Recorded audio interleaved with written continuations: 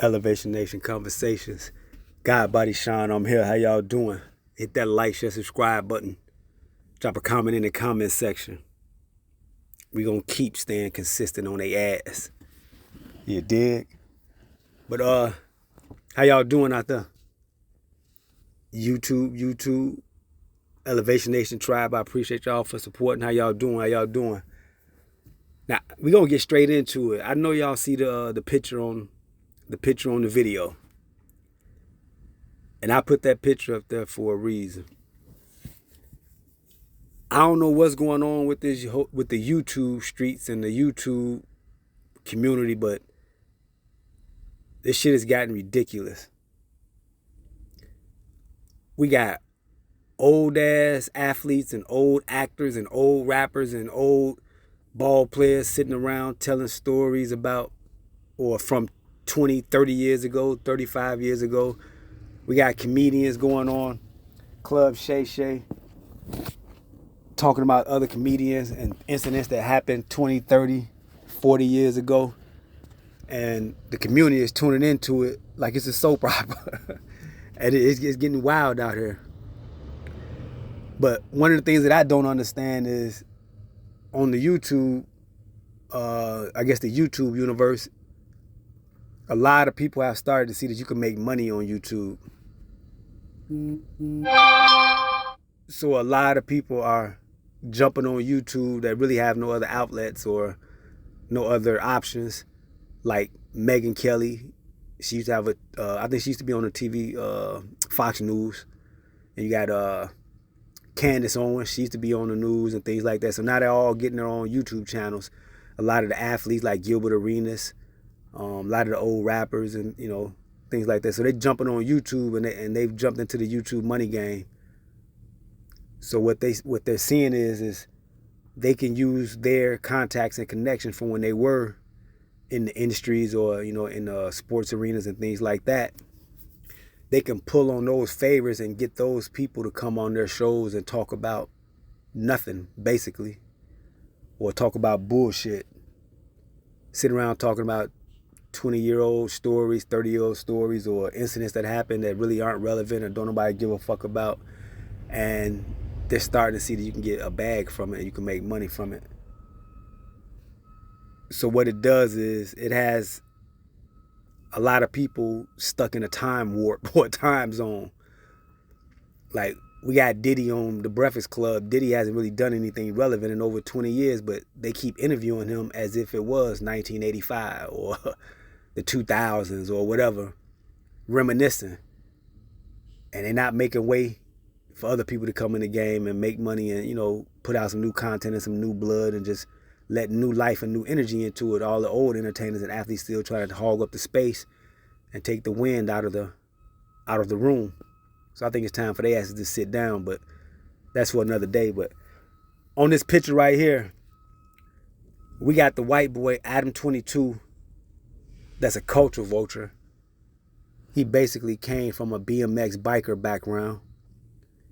And I think he started shooting porno movies and adult videos, and then he started jumping into the commentary or the interviewing of hip-hop artists because he saw that that's the biggest genre in the world, and he saw that he could make money off of it and exploit it and get views and hits and clicks and things like that. So he started talking to all of the rappers that needed an outlet or needed to get, needed a microphone and wanted to speak and just wanted to be heard and seen.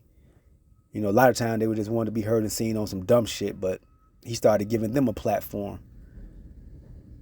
And so what you have now is you have a lot of black rappers or just entertainers being employed by the white boy, Adam 22, and beefing with each other instead of going and making their own shit and building their own shit up, and we work with each other within our culture and we spread the dollar around amongst us instead of running over here to Vlad and Adam 22 and things like that. So now we got WACK100 beefing with the rapper BRICC Baby, and they talking about they want to squabble and fight and meet. And I find it funny that these grown ass men are talking about, I'm not going to get fired from my job at No Jumper We can't meet up there. I don't want to lose my job. I don't want to lose my job. But these are supposed to be the gangsters and the cats that got money and the bosses, the brothers that's standing on business. And what are they doing?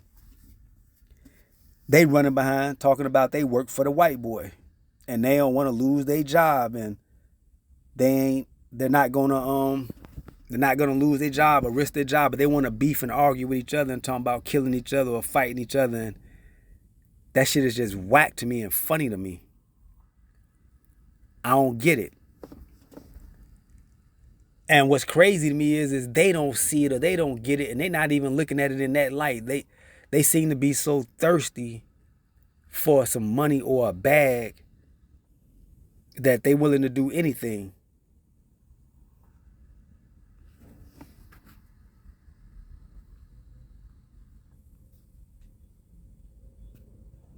And that's weird to me. But I want y'all to hit that like, share, subscribe button. Drop a comment in the comment section. Let me know what y'all think about it. But I really don't understand it. And what's crazy to me is a lot of us are tuning in and supporting the Vlads and the Adam 22s and things like that. That makes no sense. But I do like the fact that we support the black podcast like $1 Million Worth of Game and Club Shay Shay, and things like that. But even when we go on those platforms, they want to beef and argue and fight and talk about who gay and who want to fight and who did this and who did that 20, 30 years ago. That's crazy. And what it reminds me of is that NWA movie when they say black police showing out for the white cop. So the brothers will get on there talking crazy about each other, telling each other business, want to put each other in jail, put each other in the grave, while the white boy just sit back on the TV show, provide the platform, and get all the paper. And all these so-called bosses and rappers and gangsters don't see this shit. They run over there and sit on his couches and talk in his microphones like he white daddy or something. That's why I knew I was different from these niggas when I used to be an artist or used to be in the music business and just in that field. I was like, a lot of things that I saw, I said, man, these cats are not men and they not standing on business. I can't rock with this.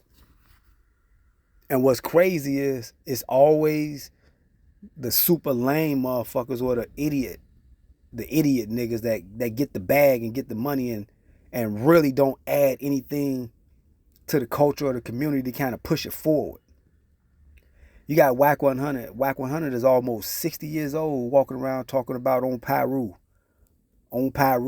fuck your mama and this and that. Yeah, I know it's all entertainment, but we look like clowns in front of the world. Then you got BRICC Baby. BRICC Baby, he got to be in his late 30s, maybe early 40s, but I say maybe late 30s. And he doing the same thing. On Crip cuz, all this and all that. I'm like, but what does it lead to? Niggas going back to jail, losing their bag, losing their money, missing out on their families, and wind up doing nothing. Just dumb shit. And they don't see the cycle. They don't see the cycle that it is. And YouTube has gotten just wild with it. And I'm new to the YouTube game, but I try to at least talk about situations and incidents and events, and we Elevation Nation Conversations and Elevation Nation Tribe is about finding something out of those events and issues and conversations that we could take from it, learn from it, add to our life so we can continue growing and developing and elevating. But we got a lot of people on here looking to just get a bag, drop a lot of bullshit, nonsense, and they just thirsty for it. And WACK100 and BRICC Baby, they got wives and kids at home. They got a circle of guys and men or yes men around them, and nobody is saying, man, y'all look like fools running to this dude, Adam 22's podcast, talking about fighting and killing each other on some bullshit.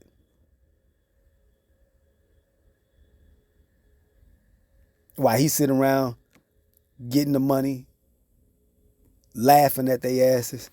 Pretty soon, he gonna be out of the mix. He not even gonna be on the TV, on the podcast anymore. He just gonna let black people get on there and acting a fool and looking a fool, interviewing each other and fighting each other. And he gonna step to the side the same way the music industry does with the white owners and the Jewish owners, where they let the blacks come in there looking crazy and stupid, making all type of music to lower level music to demean the culture and our community, and they sit back and cash the check.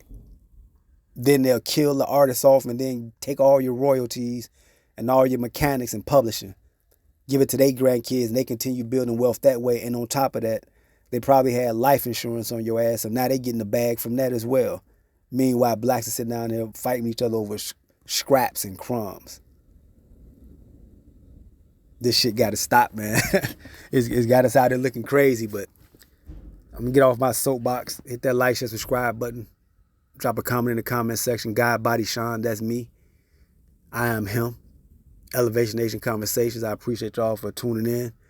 Elevation Nation Tribe. Appreciate y'all for supporting. Much love, respect. I'll check y'all on the next one. We out. Peace.